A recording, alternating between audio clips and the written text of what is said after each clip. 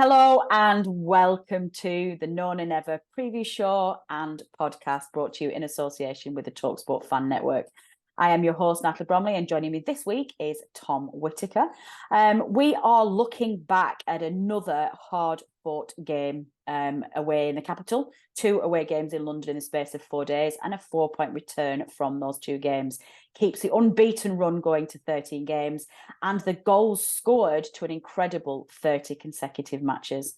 We'll also be looking ahead to the next championship fixture, which is a home tie against Neil Warnock's Huddersfield.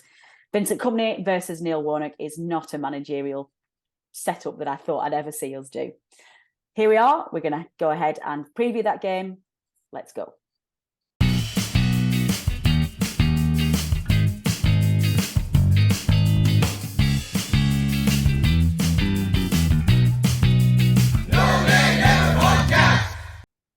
Regular listeners of the show will, of course, know that at this point in the preview, we like to have a little bit of fun and rate our opposition fans' celebrity fan base. Now, we've had some ups and downs this season with this, and actually, we got into a little bit of bother this week, Tom, didn't we, with Statman Dave, who was very much criticising our scoring method, saying that some teams that had really good fans got very poor numbers and the opposite way around we didn't. So he doesn't know how we're going to score it this season. So that's how I like it. Before we go on to the list that Dave's produced for us, off the top of your head, did you know any celebrity Huddersfield fans?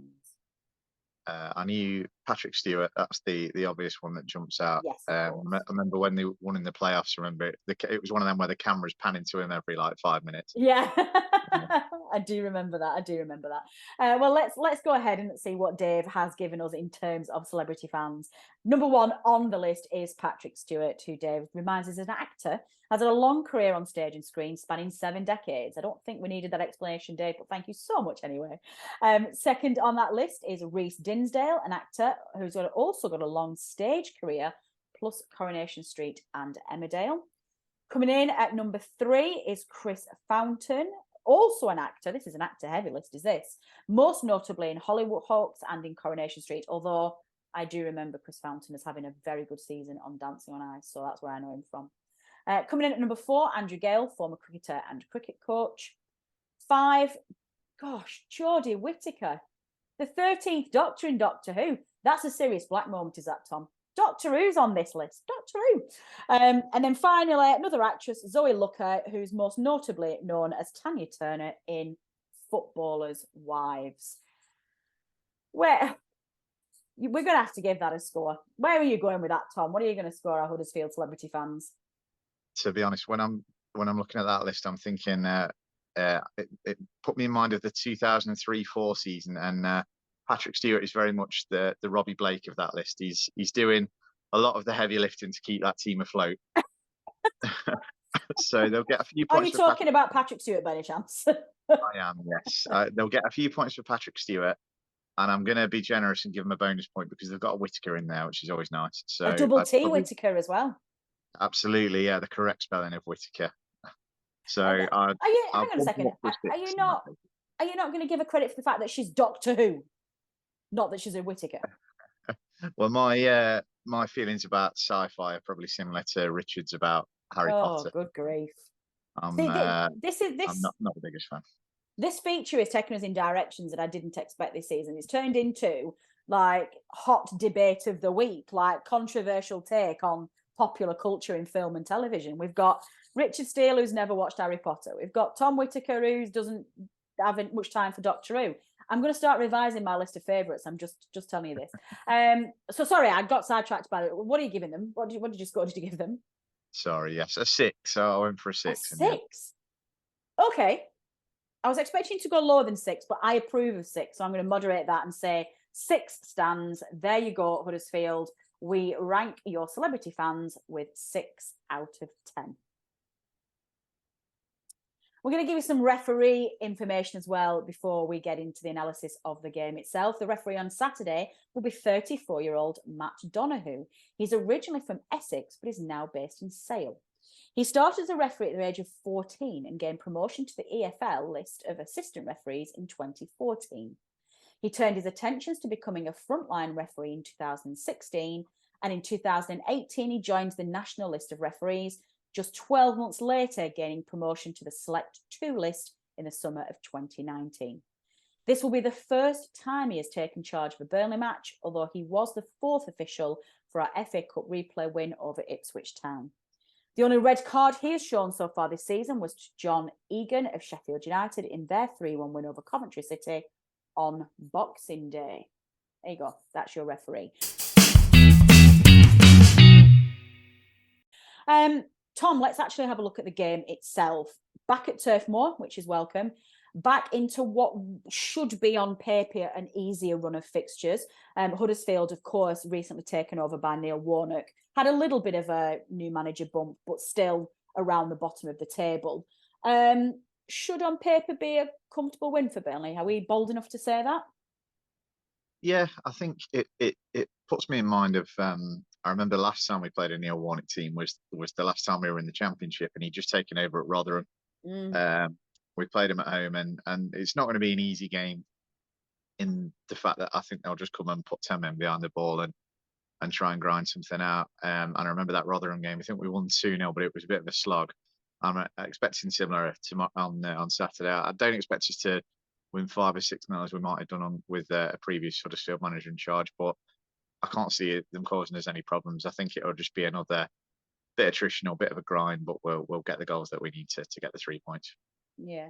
This fixture, I can't help but think of the start of the season, because of course this was our first game away at home, the opening game of the season, where we were all nervous. If you remember the fun and games on Twitter leading up to the game, where literally nobody had the foggiest idea who was going to start the game. We still didn't know who half of our players were. There were new signings, had only been in the building a couple of weeks. And we got the team sheet and everyone was like, nope, no idea, but here we go, let's start life in the Championship. And we all came off that game with this look of, what on earth have we just seen? It was our introduction to the new rebranded Burnley, and we were all giddy with excitement. And even now, looking at this team now, Tom, we're a completely different side to the one that we excitedly watched at that Huddersfield game.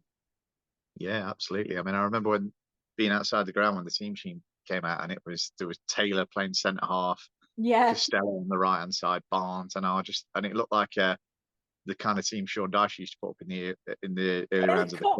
Yeah. And I just thought, oh my God, it's going to be a long season. And then, as you say, half time, I was just like open mouth, just couldn't believe how good it was. And like you say, those positions, you think now, I mean, Barnes looks like a different player to what he was 6 months ago. You've got Zero, you've got a World Cup semi-finalist playing on the wing instead of Dara Costello. And we've got Beckenbauer back for Saturday as well. So we do, yes. You know, the team is a really good team we've got this year. It's and you think how well we played with that kind of makeshift team. You'd like to think it will be an even better performance on Saturday. Yeah, definitely. It's certainly something to do. It's funny, really, because you are probably one of, actually, if we take George out of the equation, who quite frankly we never know what mood George is going to be in, his extremes from one end to the other, bless him. But out of the rest of us rational ones, you're probably the most positive, like naturally, out of the entire known and ever team. And I remember at the beginning of the season where you were genuinely really worried about this season. You were really down in the dumps about it. And it was getting us all really concerned, because it was like, gosh, if Tom's being like this, what hope is there for the rest of us? And I remember just smiling at my phone when you texted us all after that Huddersfield, and you were just so relieved and you were so happy. And I've just got really nice memories for lots of reasons of that Huddersfield game. You've already mentioned it once. Bayer is back at the weekend, which is a huge boost. I don't think it's controversial to drop Alderkirk and bring him in with Ekdal, is it? I think I fully expect that's how we'll play.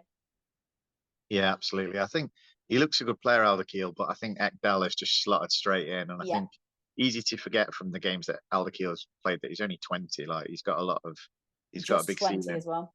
Yeah, but I think you're right. I think probably Ekdal and Bayer, maybe Howell. I think you're picking 2 of them 3 at the minute if they're all fit. Yeah.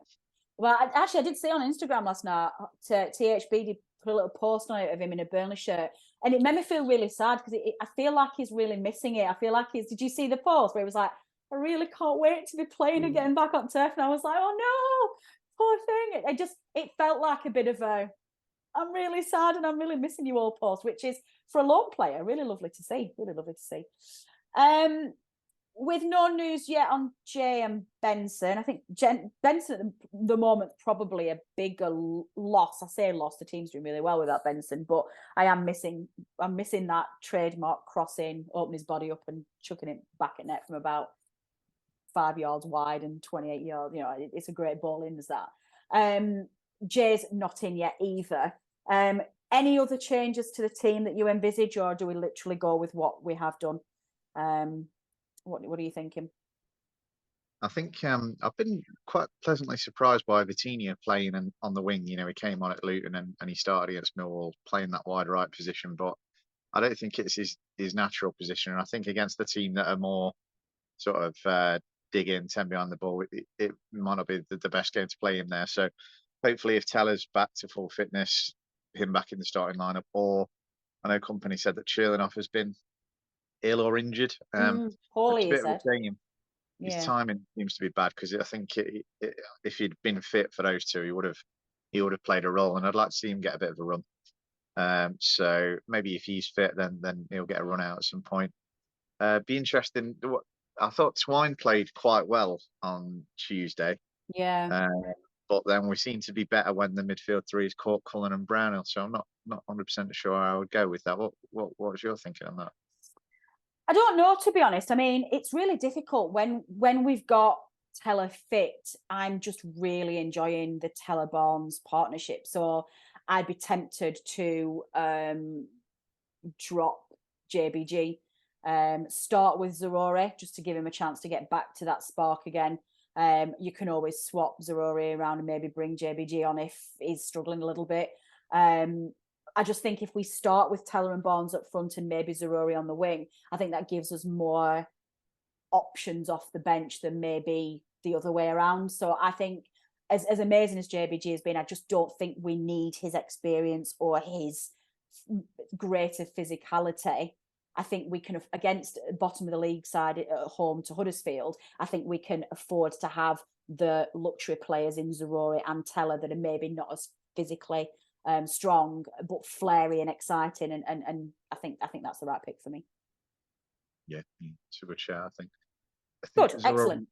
Goal, doesn't he? It needs, yeah, he does. Not just a goal, even if he just does a really good assist. I just think he just needs a little bit of base. I don't think there's anything fundamentally wrong with where he's playing. It's just when they're that age and it's a big step up for him and he's in the limelight a lot, sometimes, you know, the consistency is difficult at that age. The consistency comes with a bit more experience as they hone in those skills and they're used to playing in those arenas. So getting Zaruri back at home will help. He really, really thrives off the Turf Moor crowd. He loves it.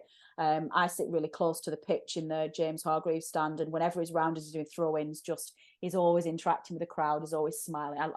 That guy, I love that guy so much. He smiles amazing. But anyway, score prediction for me, please, Tom. I'll say the same as that Rotherham game a few years ago. I've got that in my head for some reason, so I'll say 2-0. 2-0, excellent.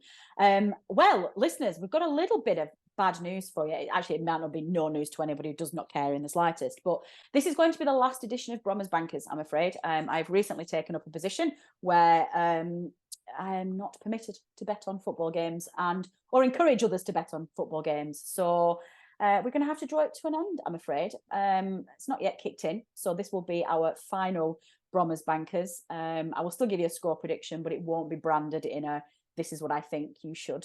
Not that I've ever encouraged you to, but it's not going to be branded as Bromers Bankers anymore this week. But I am going to go for a convincing Burnley win. I think there's going to be an absolute riot, back to winning ways, back to goal scoring. I'm going to predict a 4-0 home win for the Clarets. So there you go. We're going to leave you with Dave's. He hasn't pre-recorded this because he's still been a little bit lazy, listeners. I'm going to have a word with him, get him to pre-record these. He'd like to leave you his miscellaneous stat of the week, and this one comes as follows. Ashley Barnes has scored at least one goal for Burnley in every one of the last 10 calendar years. Wow, I didn't realise that. The last Clarets player to achieve a sequence of 10+ scoring years for the club was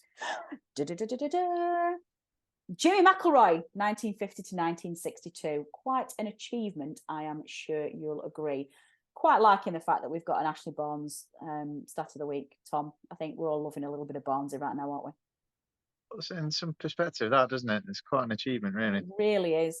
Considering the leagues that we've asked him to play in, considering the fact that he's never been first choice striker, the fact that he's always been covering for somebody else, the fact that he's always been an understudy and he's just refused to leave, I just think it's incredible. I really do. I hope that the club let him stay on after he's retired and at least work with us and try and get his coaching badges and get some experience as a coach. I think that would be a very nice, I think that's the least we can do for his service to the club. And I think that would be a popular appointment by the fans as well.